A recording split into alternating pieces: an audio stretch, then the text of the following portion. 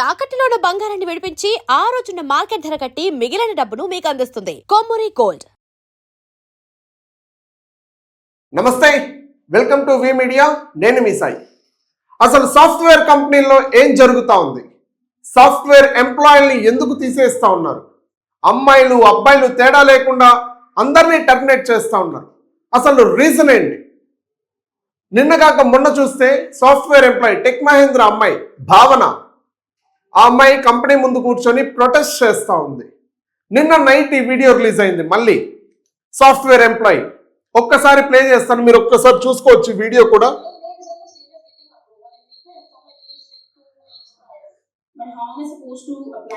Yes, విన్నారు కదా, ఇదంతా కూడా ఇంగ్లీష్ కాన్వర్జేషన్ లో ఉంది. సో అక్కడ క్లియర్ కట్ గా ఏం చెప్తా ఉన్నారు, ఏం మాట్లాడుతూ ఉన్నారు అంటే, ఆ అమ్మాయి కాల్ మేనేజర్ చేసింది, తన కంపెనీలో పనిచేసే వాటి మేనేజర్ చేసింది. సో ఆ అమ్మాయి శాలరీ 75,000 నెలకి. చివరిగా ఆ అమ్మాయికి క్రెడిట్ అయిన శాలరీ 69,000. మిగతా జీతం ఎక్కడ కట్ చేశారు? ఎందుకు కట్ చేశారు? సో అదే విషయం పైన ఈ అమ్మాయి వాళ్ళ మేనేజర్కి ఫోన్ చేసి మాట్లాడడం జరిగింది. దీని మీద ఎందుకు కట్ చేశారు శాలరీ అనేది.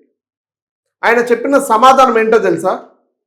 నువ్వు 2 రోజులు లీవ్ తీసుకున్నావు, అందుకే కట్ చేశాను, ఇన్ఫార్మ్ చేయకుండా లీవ్ తీసుకున్నావు అనే ఒకే ఒక్క కారణంతో కట్ చేశాను అన్నాడు సింపుల్గా. సో ఎమర్జెన్సీ లీవ్ కోసం నేను తీసుకున్నాను అని చెప్పి ఈ అమ్మాయి క్లియర్ కట్గా చెప్తా ఉంది. అయినప్పటికీ నువ్వు ఒకవేళ నీకు లీవ్ కావాలంటే 2 వారాల ముందే ఇన్ఫార్మ్ చేయాలి, లేదంటే లీవ్ అప్రూవ్ అవ్వదు మీకు అని చెప్పి మేనేజర్ చెప్తా ఉన్నాడు. అంటే ఏంటి ఇక్కడ? అంటే ఎమర్జెన్సీ సిచ్యువేషన్లో ఒకవేళ లీవ్ తీసుకోవాల్సిన పరిస్థితే వస్తే ఎందుకు తీసుకోకూడదు? ఎమర్జెన్సీ సిచ్యువేషన్ 2 వారాల ముందు చెప్పు వస్తుందా? లేదంటే 2 వారాల ముందే నోటిఫికేషన్స్ పెట్టుకుంటామా, షెడ్యూల్స్ పెట్టుకుంటామా? ఒకవేళ ఎవరైనా వాళ్ళ తాత వాళ్ళ అవ్వ చచ్చిపోయినారు, ఎమర్జెన్సీ సిచ్యువేషన్, నీకు 2 వారాల ముందు చెప్పాలా లీవ్ తీసుకోవాలంటే? ఎట్లా పాసిబుల్ అవుతుంది? సో లీవ్కి శాలరీకి లీవ్ తీసుకున్న దాన్ని కట్ చేయి, అంతేగాని ఒకేసారి 69,000 వేయడం ఏంటి? అంటే వాళ్ళు ఎంతో కష్టపడి, వాళ్ళ అమ్మా నాన్న అంతా కష్టపడి ఫీజులు కట్టి కాలేజీలు చదివి అన్ని ఎగ్జామ్లు పాస్ అయ్యి వాళ్ళకి ఉద్యోగాలు దొరక్క దాని మీద కోర్సులు తీసుకొని ఆ కోర్సులు నేర్చుకొని రాత్రి పగులు కష్టపడి మీలాంటి పెద్ద పెద్ద కంపెనీల్లో ఉద్యోగం చేసుకుంటూ నెలాఖరికి జీతం వస్తే పుట్ట గడవాలి, నాకు ఈఎంఐలు కట్టుకోవాలని చెప్పి ఈఎంఐలు కట్టుకుంటూ ఇన్ని ఉన్నాయి వాళ్ళకి ప్రెషర్స్. సాఫ్ట్వేర్ ఎంప్లాయీస్కి మనం ఆసరాగా తీసి పారేస్తూ ఉంటాం. అది కాదు, ఏ ఉద్యోగం అయినా వాళ్ళ నెలాఖరికి జీతం పడితేనే వాళ్ళ పుట్ట గడుస్తుంది.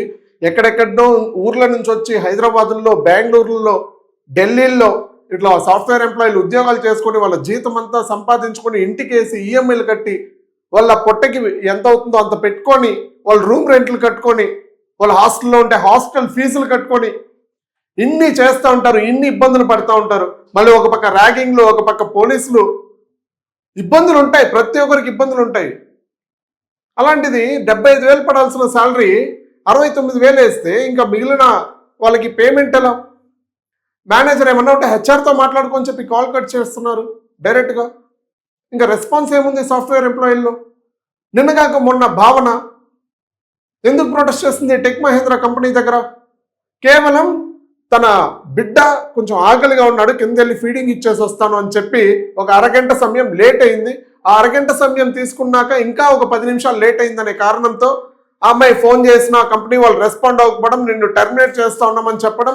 కేవలం 10 నిమిషాలకి మీ ఎంప్లాయీస్ వల్ల మీరు ప్రాజెక్టులు సంపాదించుకుని డబ్బులు సంపాదిస్తూ ఉన్నారు. యుఎస్ నుంచి, యూకే నుంచి, అమెరికా నుంచి, సో ఆస్ట్రేలియా నుంచి ఇవన్నీ ప్రాజెక్ట్స్ తెచ్చుకొని సంపాదిస్తున్నారు. వాళ్ళ వల్లే కదా. ఎంప్లాయీస్ కష్టపడితేనే కంపెనీ నిలుస్తుంది. ఎంప్లాయీస్ లేకపోతే మీ కంపెనీ ఎక్కడిది? ఇన్ని కష్టపడేటప్పుడు ఎంప్లాయీస్ని కూడా సేమ్ బాగా ట్రీట్ చేయాలి. అదేదో ఒక చీడ పురుగులాగా, అదేదో ఒక ఏదో వస్తుంది, పని చేస్తుంది, పోతుంది, అట్లా ట్రీట్ చేస్తే ఏమొస్తుంది?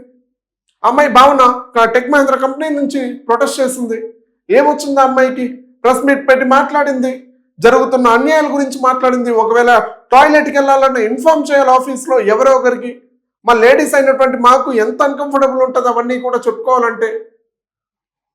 అబ్బాయిలంటే అవన్నీ చెప్పుకొని ఈజీగా వెళ్ళిపోతారు, అమ్మాయిలు అట్లా చెప్పుకోలేం కదా, అట్లా చెప్పలేరు వాళ్ళందరికీ కూడా.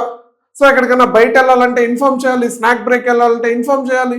అన్నిటికీ ఇన్ఫార్మ్ చేసుకుంటూ వెళ్తా ఉంటే స్కూల్ నడపచ్చు కదా, మరి టీచర్ పోస్ట్ నడుపుకోవచ్చు కదా.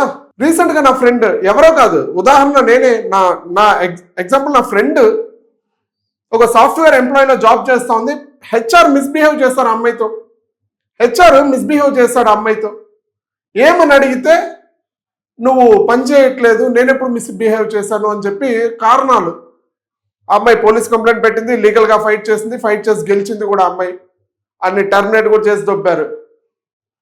అంటే సాఫ్ట్వేర్ కంపెనీలో ఎందుకు ఇలాంటి లోపాలు జరుగుతూ ఉన్నాయి? అంటే ముందెప్పుడు రాని లోపాలు ఇప్పుడు ఎందుకు వస్తూ ఉన్నాయి? ఈ ప్రెషర్స్ వల్లే సూసైడ్లు చేసుకునేది ఎవరో వల్ల కాదు, ఈ ప్రెషర్స్ వల్లే.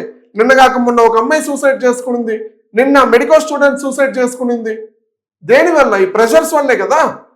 మీరు పెట్టే టార్చర్ ప్రెషర్స్ వల్లే కదా. మీరు వాళ్ళంత కష్టపడి మీకు జీతం ప్రతి ప్రాజెక్టులు కంప్లీట్ చేసి మీకు వచ్చే లావాదేవీల వల్లే కదా మీరు శాలరీలు ఇస్తున్నారు. సో ఎంప్లాయీని ట్రీట్ చేయడం నేర్చుకోండి. ఎంప్లాయీస్ బాగుంటేనే కంపెనీలు బాగుంటాయి. లేని పక్షంలో కంపెనీలు నాశనం అయిపోతాయి. ఎన్నో కంపెనీలు ఉదాహరణలు ఉన్నాయి. ఈవెన్ నాకు తెలిసిన కంపెనీలే ఉదాహరణలు ఉన్నాయి. ఆలోచించాలా ఎంప్లాయీ పట్ల, భద్రత, క్షేమం ఇవన్నీ ఆలోచించాలి. సేఫ్టీ ప్రికాషన్స్ ఇవన్నీ ఆలోచించాలి. సో ఈ వీడియో చూసి మీరేమనుకుంటున్నారో కింద కామెంట్ చేయండి. కీప్ వాచింగ్ వి మీడియా.